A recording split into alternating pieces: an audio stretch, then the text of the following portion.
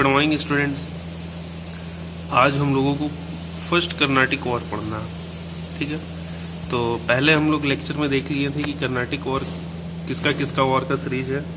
Carnatic war is a series between the French and Britishers, है ना, French and English, ठीक है।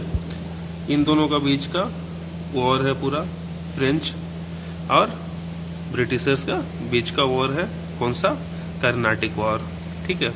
Carnatic war को एंग्लो फ्रेंच वॉर भी कहते हैं, ठीक है।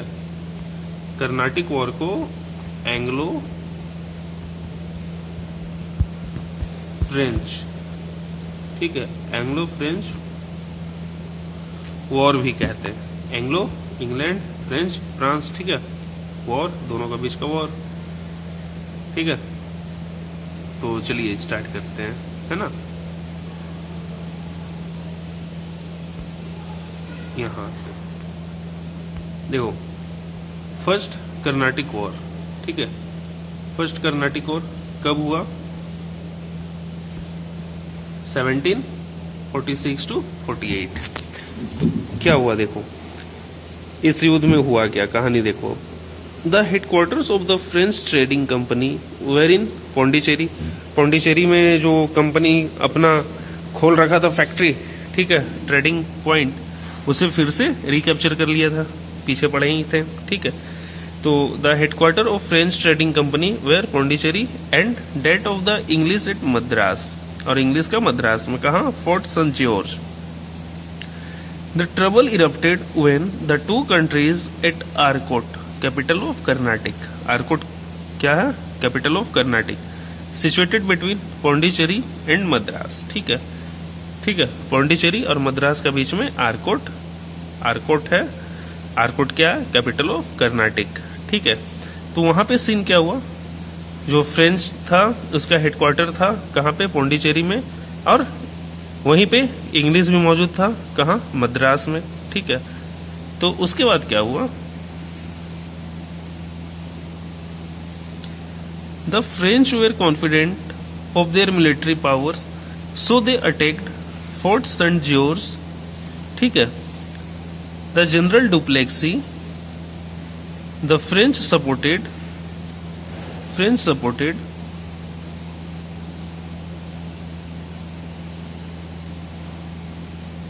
फ्रेंच को कौन कौन मदद किया था वो देख रहे हैं। फ्रेंच सपोर्टेड चंदा साहिब। चंदा साहिब कौन थे, son in law of Nizam of Hyderabad. जो निजाम ऑफ हैदराबाद थे, है ना, उनका सन इन लॉ थे कौन, चंदा साहिब, ये फ्रेंच को सपोर्ट किए। Is the new nawab and the English were in favour of Mohammed Ali, और जो नया नवाब था and the new nawab and the English were in favour of Mohammed Ali, son of Anwaruddin, nawab of Carnatic, इनका फेवर में, ठीक है। तो ये बात समझना कौन किसका फेवर में था, चंदा साहिब जो थे वो फ्रेंच के साइड में, ठीक है, और English were in favour of Mohammed Ali, ठीक है। अब क्या हुआ, a war broke out in which French were defeated. War हुआ जिसमें फ्रेंच हार गया, ठीक है। ये देखो क्लाइव एट गन, क्लाइव कौन है, गवर्नर है, ठीक है, रॉबर्ट क्लाइव।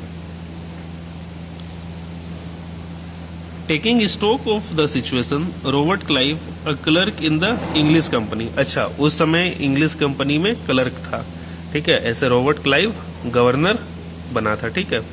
आगे देखोगे, अभी कॉन्क्वेस्ट ऑफ बंगाल पढ़ेंगे ना, तो यहाँ पर आएगा। तो अभी जो है क्लर्क साहब, ये रॉबर्ट क्लाइव है, ठीक है, मतलब जो रॉबर्ट क्लाइव क्लर्क है। A clerk in English company started building up small army units at the presidency settlements of fort William in Bengal, fort George in Madras and Mumbai castle by recruiting Indian soldiers, ठीक है। तो ये situation देख लिए Clive साहब, और क्या हुआ कि छोटा छोटा सोल्जर्स का टुकड़ी बनाना स्टार्ट किए, ठीक है। अब क्या हुआ, फिर सेकेंड कर्नाटिक वॉर हुआ। सेकेंड कर्नाटिक वॉर कब से कब हुआ, 1749 to 54, ठीक है। The French collected revenue from the Nizam of Hyderabad for providing him protection. Protection के नाम पे, ठीक है, फ्रेंच जो रेवेन्यू कलेक्ट कर लिया, ठीक है, निजाम से।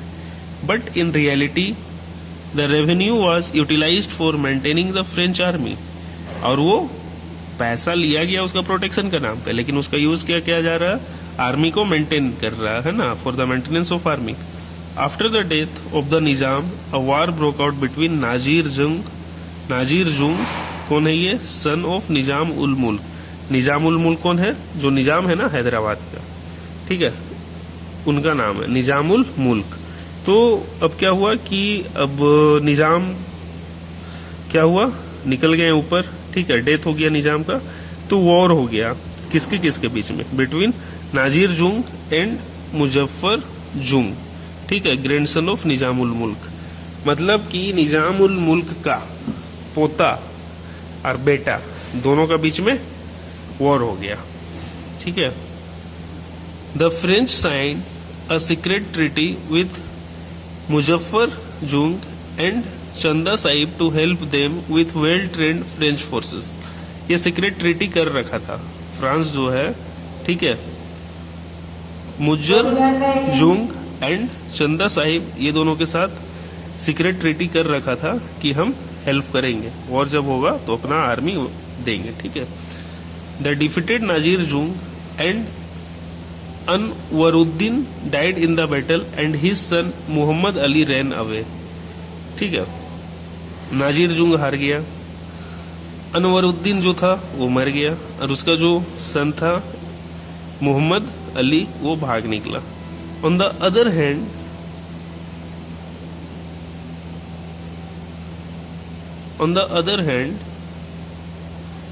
the English plotted with Nizam and defeated a French army. और इंग्लिश फिर क्या हुआ, निजाम के साथ मिलके फिर फ्रेंच आर्मी को हराया, ठीक है। Robert Clive succeeded in making a name for himself among the native princess, है ना, लोकल प्रिंसेस में अपना नाम अच्छा रुतबा बना लिया Robert Clive. He on many more battles for the English and foiled Duplessis, the French general at every turn. As a result of constant defeat, Duplessis was called back to France in disgrace. तो Robert Clive बार बार डुप्लेक्सी का नेतृत्व में जो युद्ध हो रहा था उसे डिफीट कर दे रहा था। तो भाई बार बार हारोगे तो चेंज करेगा ना ऑफिसर, तो डुप्लेक्सी को फ्रांस रिटर्न बुलाया गया। Now third Carnatic war. अब थर्ड कर्नाटिक वॉर होता। The third Carnatic war started when the British forces captured the French, ठीक है, end of capture the 1 minute फिर से पढ़ रहे। The third Carnatic war started between the British force captured the French settlement of Chandler Nagore and defeated the French they also in Pondicherry, ठीक है। अब क्या हुआ कि चांदौर नगर में जो सेटलमेंट था फ्रेंच का उसे ब्रिटिश जो हुआ कैप्चर किया, ठीक है, और फिर पौंडीचेरी जो था उसे भी वो कैप्चर किया, ठीक है। The French east India company was dissolved in 1770. The French ambition of establishing an empire in India ended and the British supremacy was firmly established. और इस तरह फिर क्या हुआ कि जो फ्रेंच ईस्ट इंडिया कंपनी था वो डिजोल्व कर दिया गया, है ना, डिजोल्व कर दिया गया। और जब डिजोल्व हो गया तो खत्म हो गया कंपनी, और फिर इंग्लिश अपना दबदबा बना लिया, ठीक है। अब देखो कन्क्वेस्ट ऑफ बंगाल, ये तो तुम्हारा नीचे एक दूसरे में युद्ध हो गया कर्नाटिक में, इंग्लिश और फ्रेंच में ही, ठीक है। अब क्या होगा, अब वहां से बंगाल की ओर आएगा पूरा फोर्स, जो ईस्ट इंडिया का फोर्स है, ईस्ट इंडिया कंपनी का, है ना, ब्रिटिश फोर्स, वो बंगाल की तरफ आएगा, बंगाल को इसे जीतना। तो कन्क्वेस्ट ऑफ बंगाल देखते हैं। The British wanted the control over the provincial of Bengal. Alivardi Khan the then nawab of Bengal was an able administrator, ठीक है। उस समय कौन था, अलीवर्दी खान वहां का नवाब था, ठीक है। He had followed a policy of keeping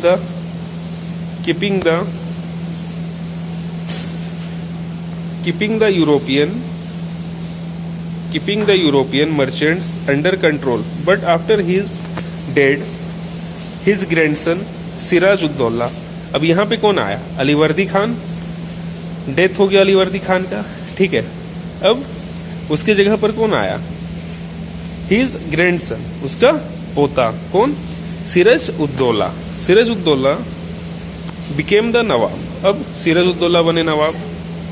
the British started extending the fortification of Calcutta, और जो ब्रिटिशर्स था ना वो क्या कर रहा था? किलाबंदी कंटिन्यू करता जा रहा था कलकत्ता में, ठीक है।